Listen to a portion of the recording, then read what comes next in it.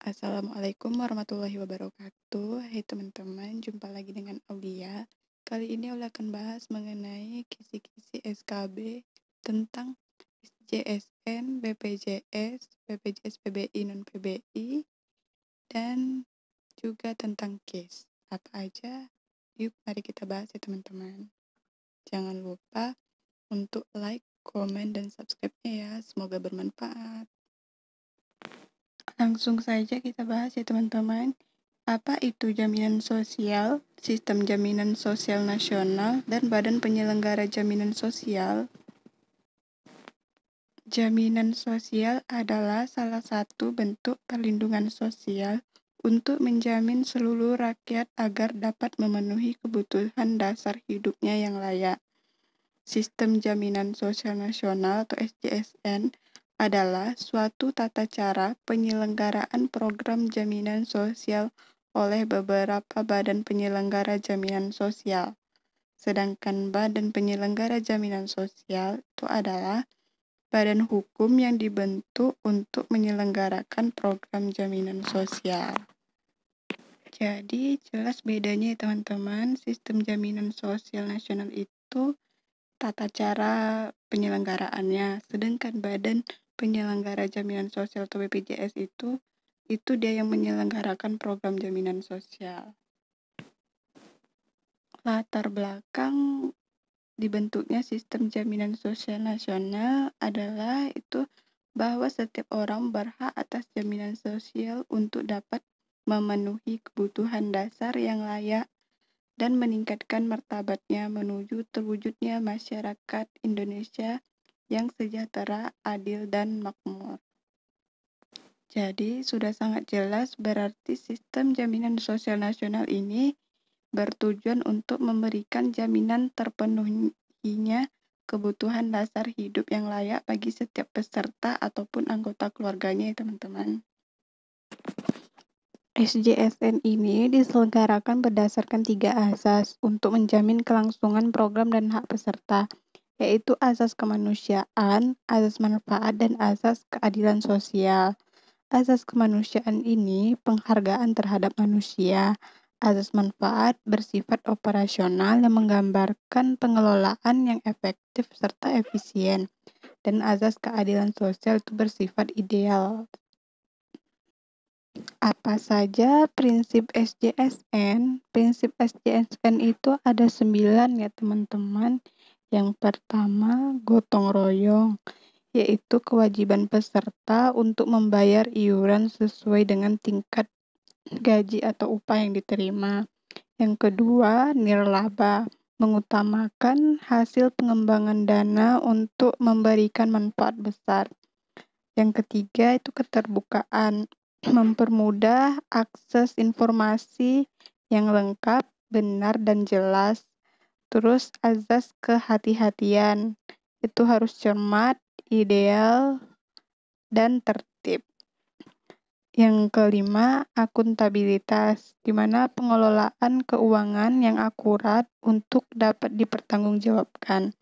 Terus portabilitas, maksud portabilitas di sini yaitu memberikan jaminan berkelanjutan, walaupun si pekerja atau yang mengikuti sistem jaminan nasional ini dia berpindah pekerjaan tapi tetap dapat menggunakan, maksudnya semua orang bisa menggunakan haknya walaupun sudah berpindah kerja.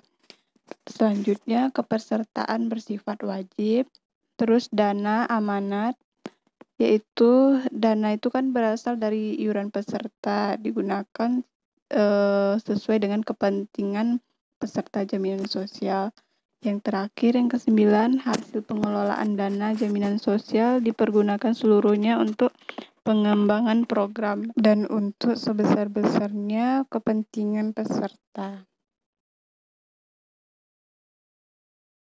Nah, sistem jaminan sosial nasional yang kita kenal sekarang itu adalah BPJS ya teman-teman, yaitu Badan Penyelenggara Jaminan Sosial.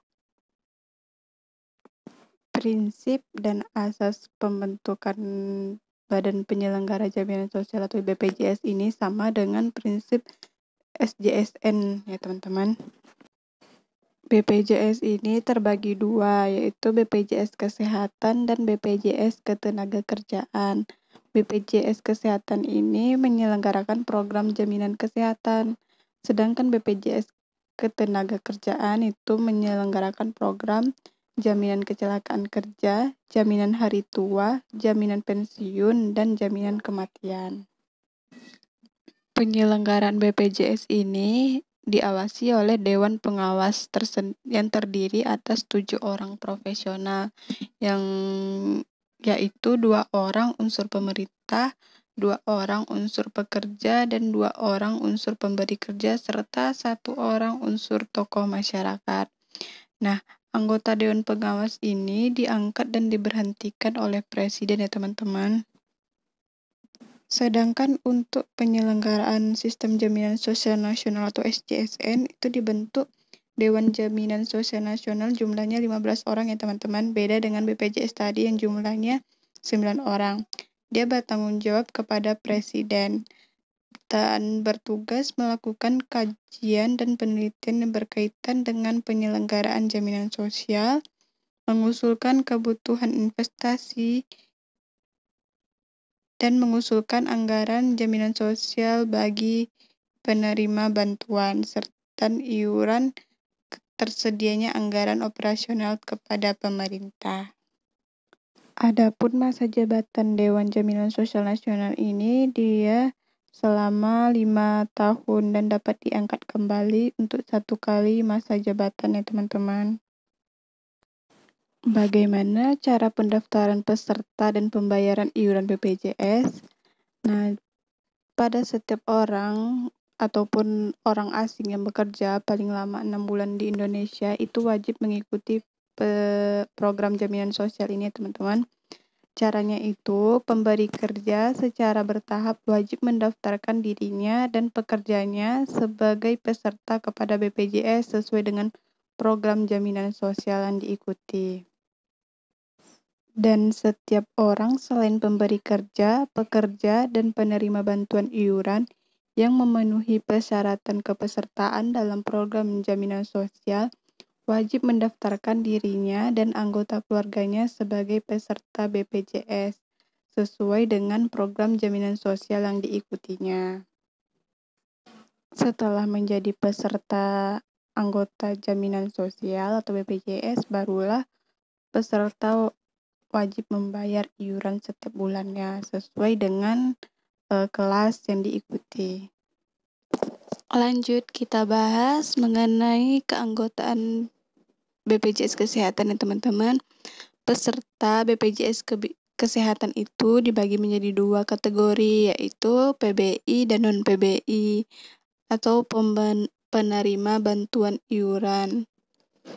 Bedanya itu, peserta non-PBI harus membayar sendiri iurannya, sedangkan peserta PBI itu ditunjukkan untuk masyarakat miskin yang iurannya dibayar oleh pemerintah.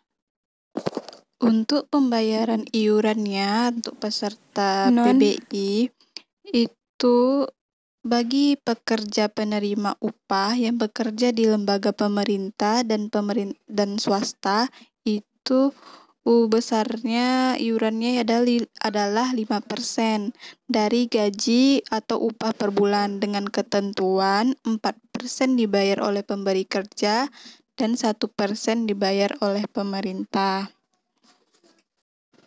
Nah, jika si pekerja penerima upah tersebut memiliki anak keempat dan seterusnya atau anggota keluarga seperti ayah, ibu, dan mertua, itu besaran iurannya yaitu sebesar 1% dari gaji atau upah per orang per bulannya yang dibayarkan oleh pekerja penerima upah. Nah, untuk yang peserta bukan penerima upah itu membayarkan sebesar 42.000 per orang di kelas 3, sebesar 110.000 untuk kelas 2, dan 160.000 per orang per bulannya untuk kelas rawatan kelas 1. Pembayaran iuran itu dilakukan paling lambat tanggal 10 setiap bulannya ya teman-teman. Nah, jika terdapat keterlambatan atau denda tidak membayar sebelum waktunya, itu akan memperoleh denda sebesar 2,5% dari biaya pelayanan kesehatan untuk setiap bulan yang tertunggak. Adapun pelayanan kesehatan yang tidak dijamin oleh BPJS atau tidak ditanggung BPJS, yaitu 1. Pelayanan kesehatan yang tidak sesuai dengan ketentuan perundang-undangan, misalnya rujukan atas permintaan sendiri. Nah, yang kedua, pelayanan kesehatan yang dilakukan di fasilitas kesehatan yang tidak bekerja sama dengan BPJS. Yang ketiga, pelayanan kesehatan terhadap penyakit atau cedera akibat kecelakaan kerja yang menjadi tanggungan pemberi kerja. Yang keempat, pelayanan kesehatan yang dijamin oleh program jaminan kecelakaan lalu lintas yang bersifat wajib. Yang kelima, itu pelayanan kesehatan yang dilakukan di luar negeri. Yang keenam, pelayanan kesehatan untuk tujuan estetika seperti operasi plastik, itu nggak ditanggung ya teman-teman. Nah, yang ketujuh, pelayanan untuk mengatasi infertilitas atau kemandulan.